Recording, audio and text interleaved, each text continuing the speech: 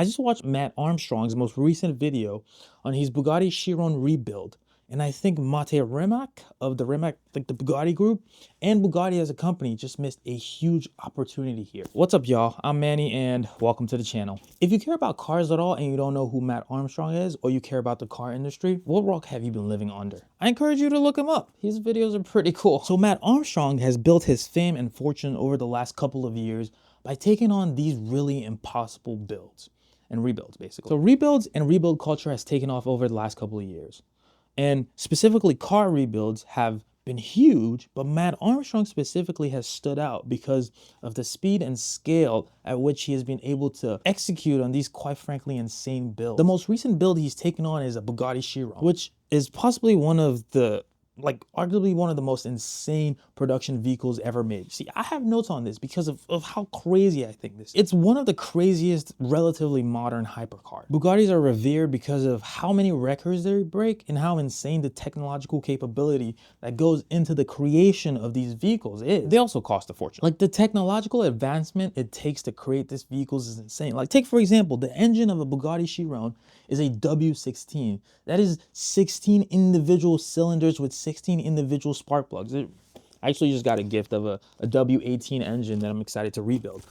But it's crazy to think about how many components go into the creation of these vehicles. And Bugatti has been well known for that over their existence. So recently, another YouTuber, Alex, crashed his Bugatti Chiron, and he enlisted Matt Armstrong to help him rebuild these cars because Matt has a reputation for taking on these supercar rebuilds that are, quite frankly, kind of crazy and insane, and also being really successful at these builds. Alex decided to rebuild this thing with Matt Armstrong because of the time it would take, and because Bugatti was asking him to ship the car over to the factory in Europe and have them rebuild it, and it would take a while, and he didn't want to go through all of that process, so he wanted to find a way to rebuild it quicker and create content out of the process. Now, Bugatti did give him a reasonable deal, as reasonable as you can get with these cars, but they have also been really vocal and publicly against Matt Armstrong himself rebuilding this car. And frankly, there's a case they're trying to make here, which is fair, of Matt Armstrong, who isn't certified, taking on these builds and trying to protect their brand name and reputation. And like, if someone who isn't certified to work on these cars works on these cars, they can get sued, and there's a whole lot of drama that could happen, which is fair. But I think they missed out on an opportunity to support the build and endear themselves to the automotive enthusiast community. They could have partnered with Matt and Alex, sent out some technicians to help support and oversee the build.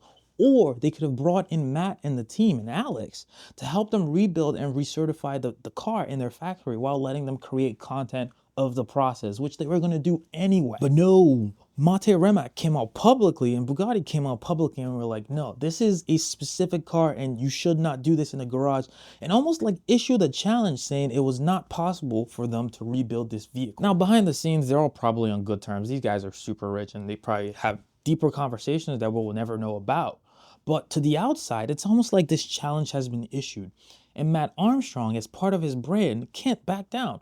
Alex, on the other hand, either the owner of the vehicle, can't back down, and now they've taken on the challenge to rebuild this vehicle, to prove Bugatti wrong. Now, I will admit, Matt Armstrong will probably never be able to build it to Bugatti standards because he's not trained by Bugatti, and none of his builds are ever going to be to the factory spec because he's just not trained by the factory. But it goes to say that there are multiple ways to skin a cat. You can still rebuild a vehicle or anything, even if it's not the same way the factory or the creator wants you to rebuild. Odd saying, by the way, skinning a cat. And this is the same case with right to repair. Owner of a device or some piece of technology may never ever consider fixing it with their own hands, but we will always fight and support the idea of the right to repair, because of the sense of ownership and freedom that we attach to it, and as people we all connect with. We see it in technology all the time. It's a constant push and pull between the manufacturers and the consumers, fighting for the ability to repair and to take apart these devices they've paid for with their own hard-earned money. Now, most sane people would never consider rebuilding or trying to take apart something as expensive or complicated as a Bugatti Chiron. But most people, most sane people, will support someone who's crazy enough to do it. Someone who's willing to try. I mean, he literally had to split the car in half to get to the transmission. That's how insane this vehicle is. And it's a testament to the build quality and the work that Bugatti as a company have put into this vehicle. And this is an opportunity where they could have shown this off to the community by themselves in collaboration with Matt.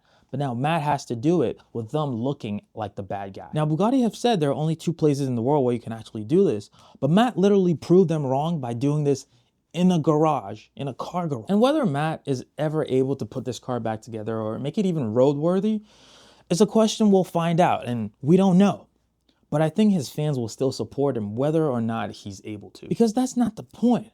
The point is that he was crazy enough to try it, to do the impossible. I mean, I was in the comment section of this video. This video has been up for a couple of days, and these millions of people are clowning Bugatti and just pouring out love and support for Matt and this crazy endeavor he's trying. People are joking about how Bugatti is overcharging and how they overprice their parts and how parts from more pedestrian vehicles are used in Bugattis. These things, which are brand secrets for Bugatti, are now out to the world and publicly available because Matt Armstrong was crazy enough to dig into this video himself. Matt Armstrong, the CEO of Bugatti, was in the comments himself. He was watching everything. So what do you think? Did Bugatti make a mistake? Is Matt going to be able to rebuild this car? Thanks for watching and stay grateful. Peace.